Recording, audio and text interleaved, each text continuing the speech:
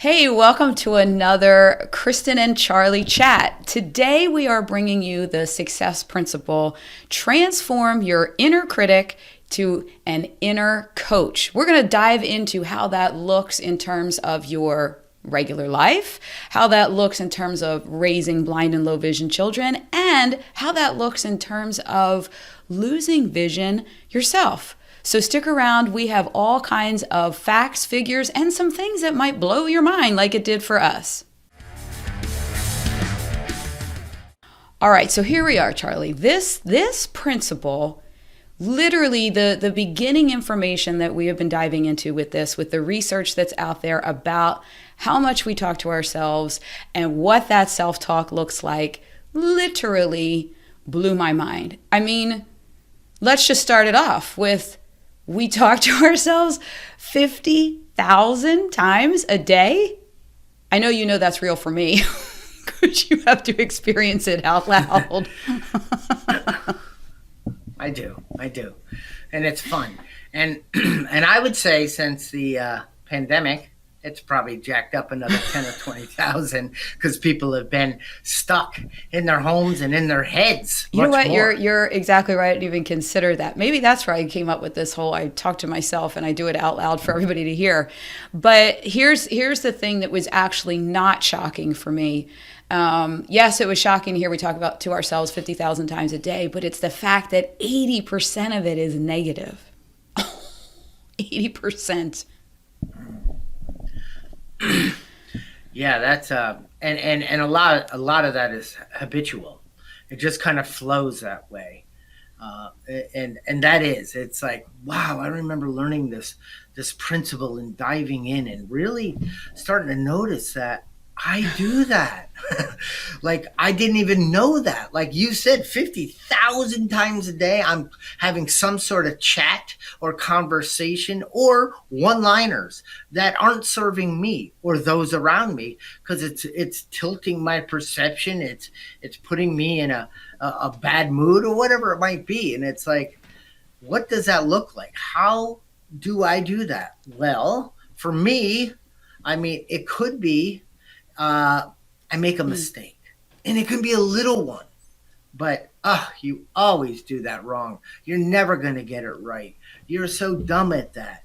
Oh, I mean, it's just crazy how this is like prior to me waking up one day and saying, enough is enough. Something's not working. I know it's not right, pointing fingers outside of me. I know the outside sources and the circumstances outside of me can't be the reason I feel like depressed. I feel less than. I don't feel I fit in. Something's going on where it just feels hard to live life. Now, I also was able to put that on my legal blindness a lot and say, well, it's because I'm legally blind and everything. And I mean, everything is harder for me. and I mean, and that's such a silly statement, because eating is harder for me. I chew pretty fast, you know? I mean, it's so funny how that the inner critic ignites this story of what's not working in my life. Well, and then the interesting thing, and this is why I love to dive into information like this, because I feel as much as it makes me feel bad at first when I learn these things, then I'm like, I feel way more empowered and uplifted because I realize that it is really science-y in there that things are happening. So, for example, part of this is that your thoughts create your behaviors, right? Your thoughts are guiding all that, and then it's creating your outcomes.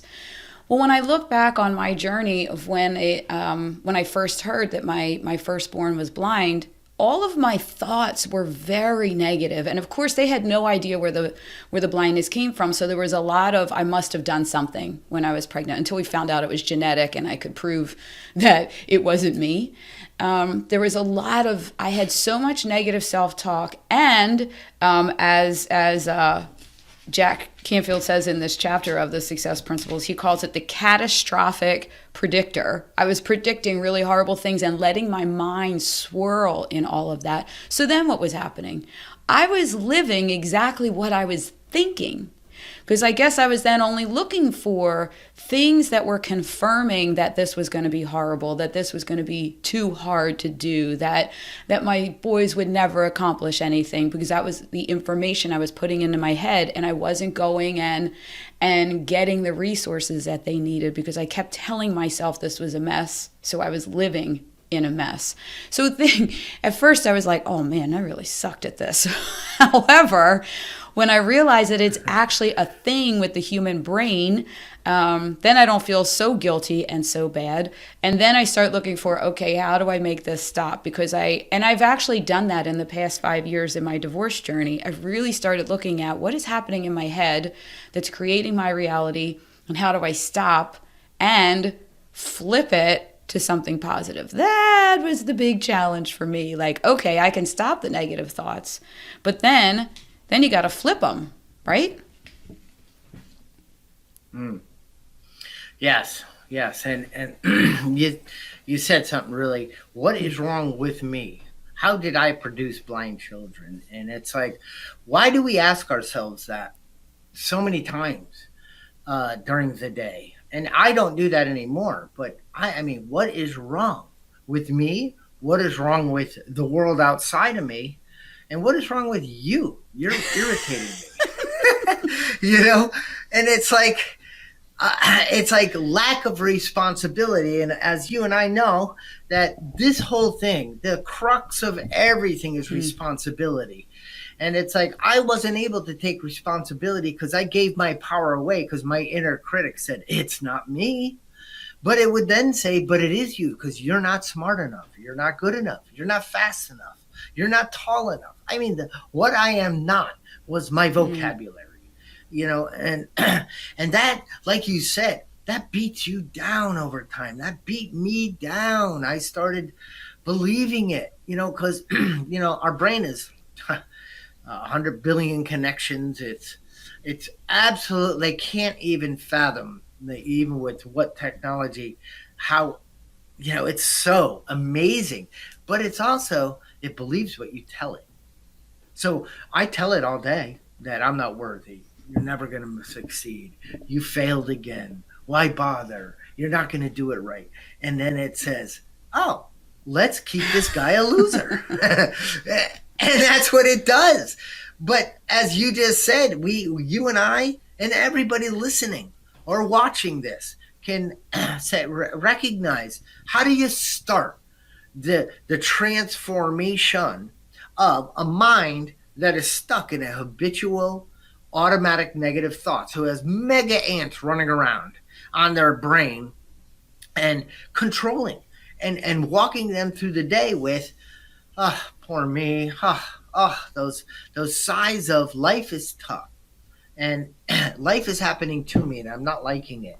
How do you transform from thinking, maybe I do have some power, maybe I can take responsibility and respond differently, so let me start with me in my mind and take a look at I start to notice that those thoughts come when I drop something. I mean, it's as simple as, because I'm perfect, I should never drop something.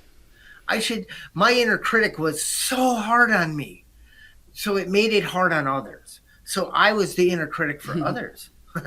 So I would say, I could help you see what you're not doing right. Because my inner critic gave up on me. He said, you're a lost case. Go focus on someone else and find their problems and let them know how to fix them. Yeah, let me tell you how long people stick around when you're that guy. And Jordan Peterson has a good, make your bed first. Get your room clean. Is your room clean? If that's the case, then maybe you could step into a guy, a gal, a person that can go out there and help make an impact and help transform the lives of those who are still suffering. And that's what I love about what we're doing in our Monday chats and our symposiums, our master classes, and of course our in-depth video training libraries that are going to help people and parents and kids and all, anyone and everyone who succeed without sight, succeed as families. And it, like it starts with this critic. It starts with responsibility and self-realization. Charlie, you're exactly right with the whole. That's why the Monday chats we do and the summits and all are so important, because it was actually the very first Succeed Without Sight summit that I hosted. That when I met you, and my Mitchell and I were sitting together. He was in high school at the time, and we were sitting together watching you kick off the summit. And when you talked about the negative critic in your head years ago and how that played out to the as you in your own words said, it was like loser life or whatever, all the things that were happening.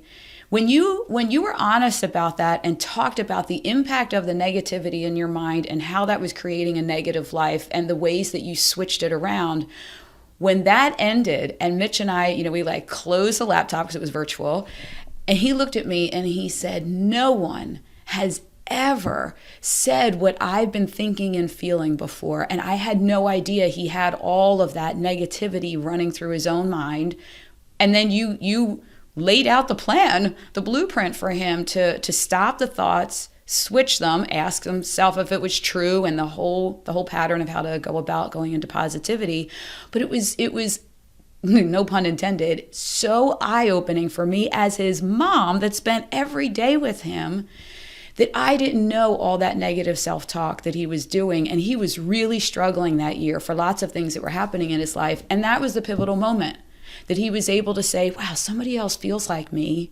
Somebody else gave me this blueprint. And you guys have very similar personalities. So it really ignited him he talks to me more now about the things going on in his head. It was a much easier transition for him to go into college because he's open about the things that he's thinking and feeling.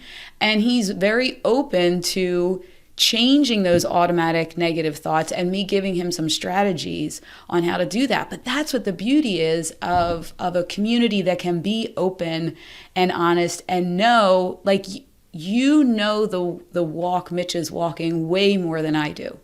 So it's so helpful to have him up close to somebody like you. And then there's like the evening group with a lot of the moms that are raising blind and low vision kids.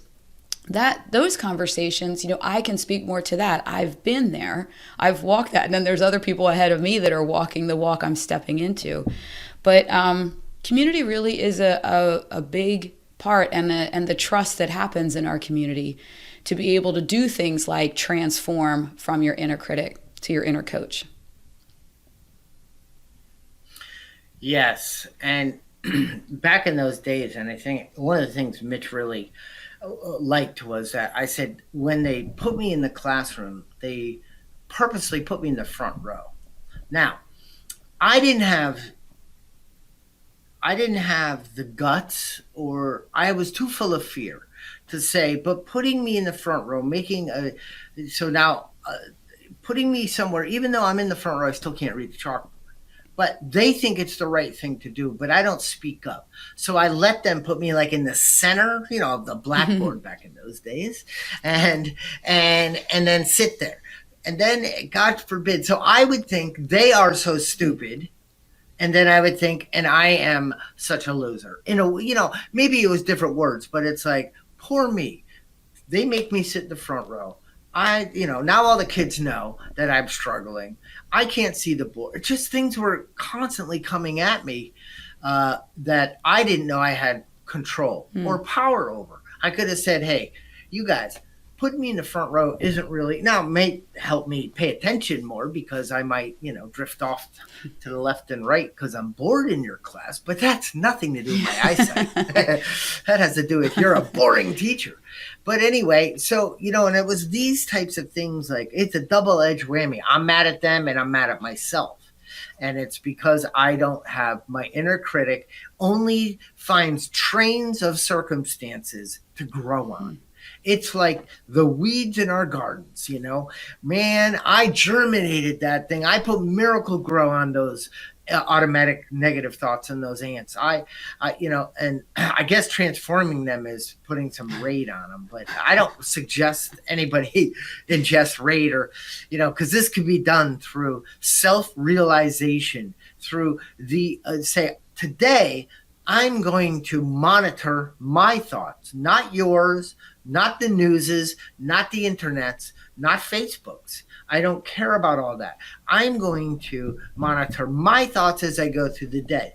And if I have a judgment, I'm uneasy about something, I hear something on the news and my inner critic kicks in. Because think about the news. What is 95% of it? It's negative. And why? Because it captures attention. Why? Who wants to see? Let's talk about all the wonderful things and the love and the joy and the kind people. People would be like, I don't want that station. And I don't know why, because that's the stuff that I love. So yeah, that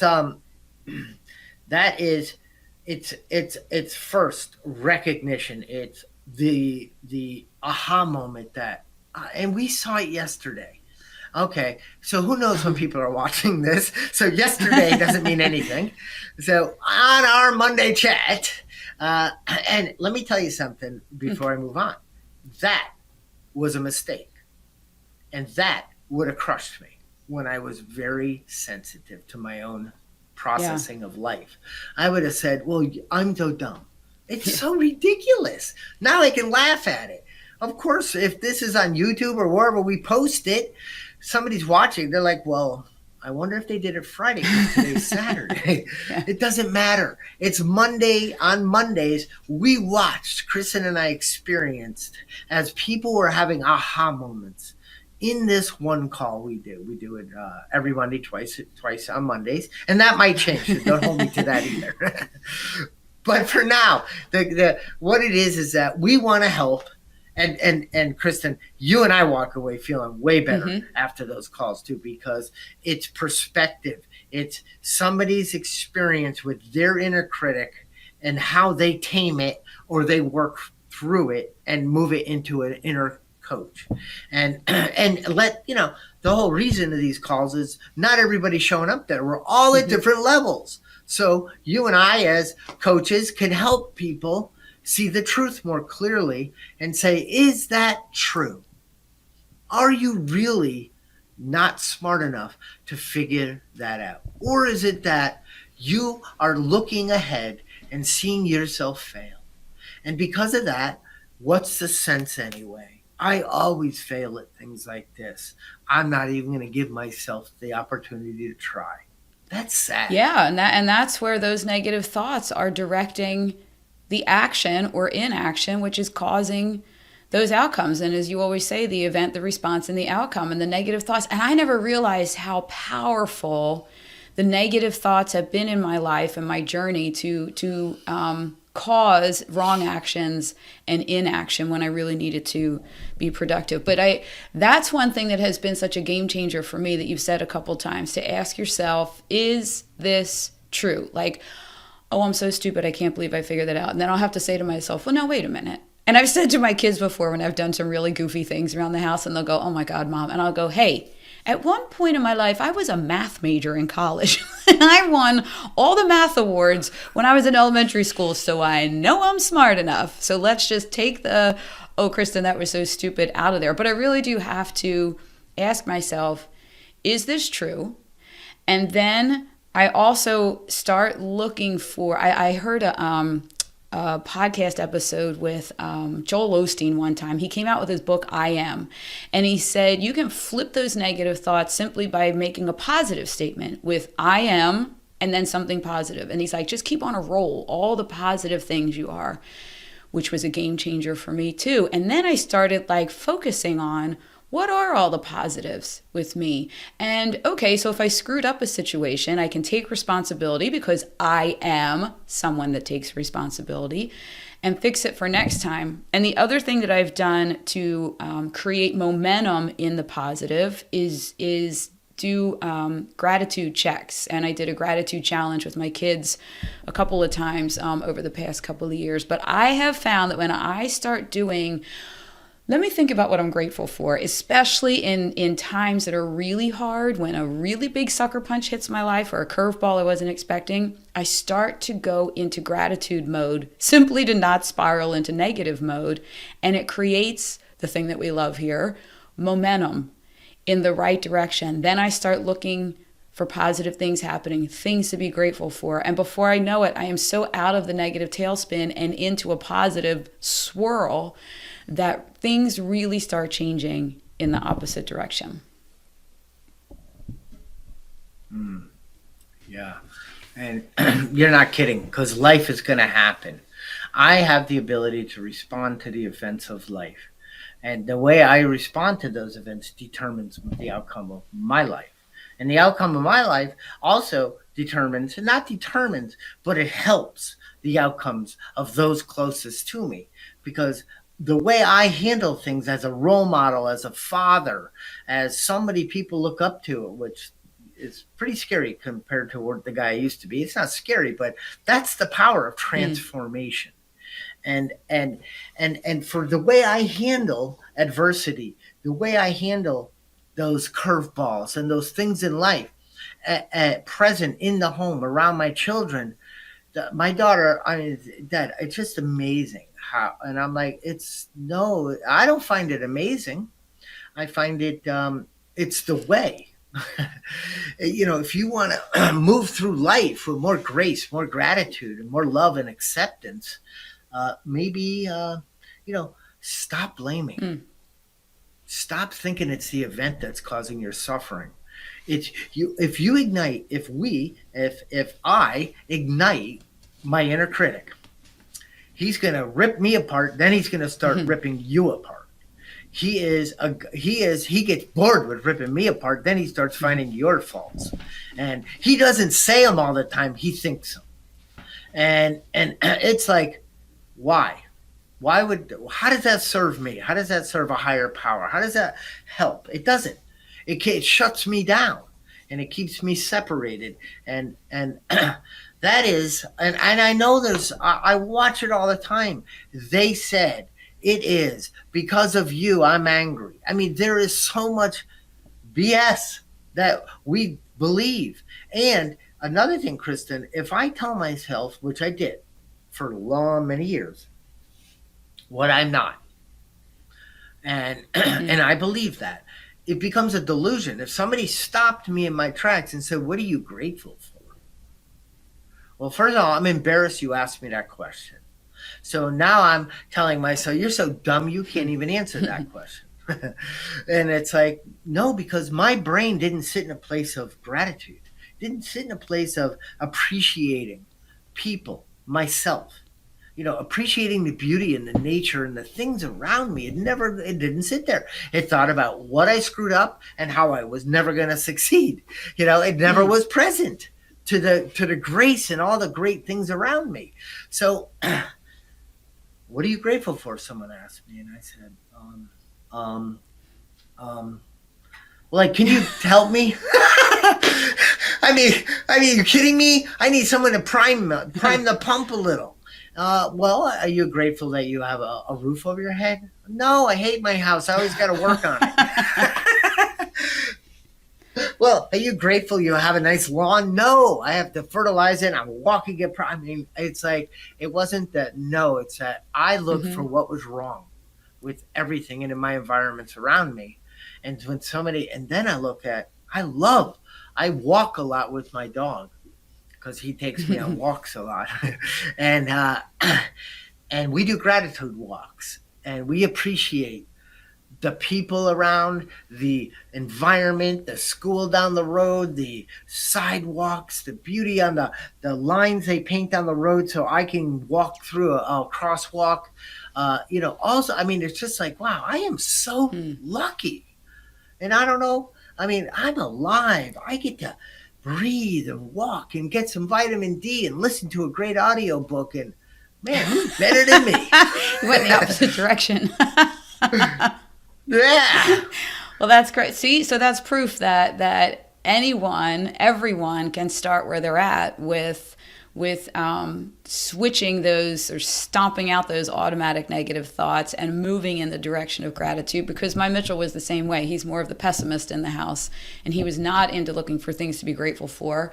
And he learned to switch that around, and the momentum it created. I will say it was a heck of a lot easier for Michael, my oldest, because he was kind of born with this attitude of the glass isn't even just half full. It's half full with the most amazing thing in it, and there's more to come for everybody. He just has always had, but he also has lived in gratitude. It's like a through line for him.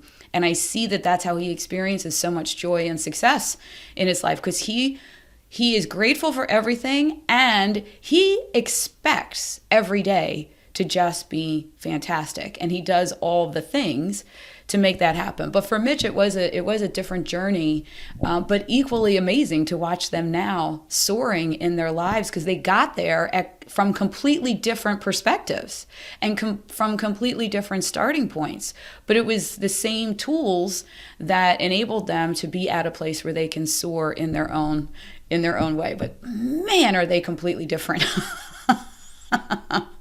And we heard that a lot on the calls too yesterday. I want to mention one more thing before we have to wrap up that I found important. One of the moms on the mentor call was talking about a challenge she had recently with other parents in the blind and low vision community. And she said, just as there was so much negative talking to and around her, she started the negative thoughts about herself, that she started to believe what these people were saying that were so off base. And she mentioned that she did the phone a friend. She called somebody. She called several people. I was one of them, to say, am I crazy? Are they right? So she wanted to make sure of whether what they were saying was true or not. And then she had an important breakthrough for the rest of us in the group and herself when she said, that phone a friend, like when I'm in the negative speak to myself, I need to remember, if I were to call a friend, would they say those same negative things about me? Absolutely not. And then she was saying, we should talk to ourselves like we would a good friend, and give the positive information instead of beating ourselves up. I thought that was an incredible aha yesterday. And what she could have done was called those other friends that love to ignite the bad part of whatever is going on. Can you believe they da-da-da-da-da? And that explodes, and then you're like, yes, I'm right. Everybody's wrong, and I'm the right one. And then you're wondering, why do I feel so crappy? But when you call the person that's going to help you see what you don't see, and help open up, because I'm stuck in this, whatever it is, and I call a healthy friend, somebody that, hey, this is where I'm struggling. I'm mad at this, blah, blah, blah. And okay, well, what's your part in that? And, we talk through it. And the next thing I know, I'm freed from that bondage that I created. Because people on Facebook or in communities or on phones or in meetings, they can't make me upset. I mean, it's not possible. They're not that powerful. And I just wanted to, I know you said one more thing. Now it's my turn. Good thing there's not three of us.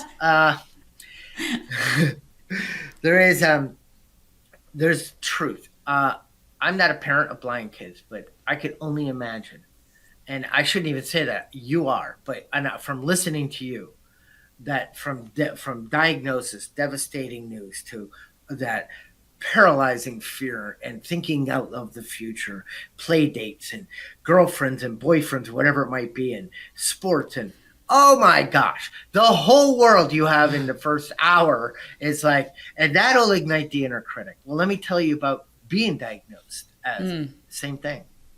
I have the same thing, except I'm not thinking of all of my children's futures, just mine. And I'm like, it just got taken away from me by that doctor who told me. And what he did was tell me, I'm not going to drive. I'm not going. And guess what ignited my inner critic? He started to talk to me at age 9. And by 13, he put the icing on the cake when I got my diploma, my certificate of blindness from the state of Connecticut where I live. And it's like, that sealed the deal. It didn't say, it said, Charles J. Collins, you have been declared legally blind. And it's like, what I read was Charles J. Collins, I don't even know my name. You have been declared a loser. That's what I saw. And it's like, so why wouldn't my mind, I don't have these success tools. I ignited the inner critic. And that's the beauty of what we're doing. Like you said, when one of our members shared a story and even found more clarity because of the call, guess what? This is going to happen. We all have a daily reprieve. The opportunity to choose each morning, each afternoon, each evening as the day progresses, whatever the case may be, and ask ourselves, is this true? Today, I am going to keep an eye on my inner thoughts, my inner critic, and work on the transformation to my inner coach. Well, there you go. This has been a great conversation, a nice, informative, and fun Kristen and Charlie chat. Thanks everybody for tuning in. Hey, listen, hit subscribe to the SuccessAbility channel and you can get notifications when we have all of these new episodes as we're walking through the success principles and how that plays out practically in your life. We don't just do the up in the air, how you might think it'll play out. We actually give you practical strategies and tips. And share this video with a friend that might need to hear the information. And be sure that if you are living with blindness or low vision or parenting a child that is, head on over to thrivingblindacademy.org and join our community. We'll see you next time.